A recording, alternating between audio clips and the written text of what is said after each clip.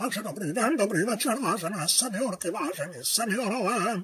Já vás opět vítám a zdravím při televizním klubu starých. Píšete nám často spousty korespondenčních, jak se říká, dopisů. Nám toho chodí, mě to tady chodí s manželkou do bytu toho spousta. Já se tím nestačím ani probírat a často mi píšete, jak vlastně děkujete za tu aktivitu, kterou já pro vás ve svém volném čase vykonávám, že vás seznamuju s různýma tématama, že zvu hosty, který se s náma povídají, nám kladou odpovědi na různý, jak se říká, otázky a píšete, že se často sami vzděláváte na základě ty inspirace z mého videoblogu, z mého pořadu. A já vám ukážu několik svých bezvadných, perfektních kamarádů a zeptám se jich na pár takových dotazů. Takže já jsem se zeptal svého kamaráda Evžena, co on si myslí o vzdělávání. Člověk nesmí nikdy zastavit, protože by asi to byl jeho konec. To je perfektní, Evžene, to je perfektní někoho. A co tomu říkáš ty, Maruško? Třeba dám ti kontrolní otázku, Maruško. Jaký průměr má, dejme tomu, slunce? Slunce má průměr 110 zemí. To je nepředstavitelného něco. Takže pak tady máme Evičku. Evička taky studuje. Je to šikovná mladá žába, na rozdíl od teenagerů a jejich vrstevníků. Zeptám se tebe, Evičko, co tebe nejvíc na tom dojíždění do té školy baví nebo bavilo? Bavilo mě, že jsem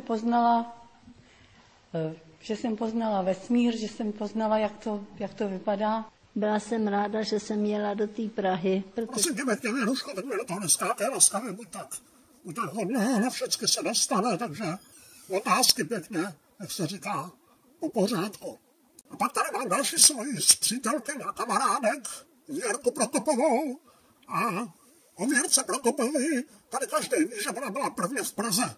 My jsme se jí všichni báli, aby, jak se říká, nezabloudila v té stověžatý matičce někde v metru, aby jí něco se nestalo, nebo aby se nedostala do rukou nějakým překupníkům, že s bílým vlasem, jak se říká tady u nás. A já se ty, Věruško, já se tě zeptám, jak se ti v té Praze, řekni nám pěkně, líbilo. Byla jsem ráda, že jsem jela do té Prahy, protože jsem tam byla v 85 letech prvně a že jsem viděla tu aulu. Takže já ti děkuju, že jsi perfektní holka, výborná studentka. Mě to dlouho nebylo umožněno, já jsem dlouho byl, jak se říká, odpůrcem režimu nenáviděný a pronásledovaný a perzekovaný. A mě jsem dneska splnil můj dlouhý sen, já jsem se stal doktorem na mediální univerzitě. Já dneska, jak se říká, můžu vystříhat video s igelitou. Byla to experimentální univerzita a já bych vás rád, jak se říká, seznámil s výsledkem své práce. Takže v tomhletom baráku, v tomhletom domě, s pečovatelskou, jak se říká, péči, bydlí můj kamarád Toník. A zdar, Toníku, já jsem ti přinesl takový bezvadný dárek. Hlavně to neupust, prosím tě. Známe tě. Tady máš, Toníku, to se ti bude moc líbit. Hlavně to, prosím tě, neupust. Už opatrnej. Jde pomalu. No, tak.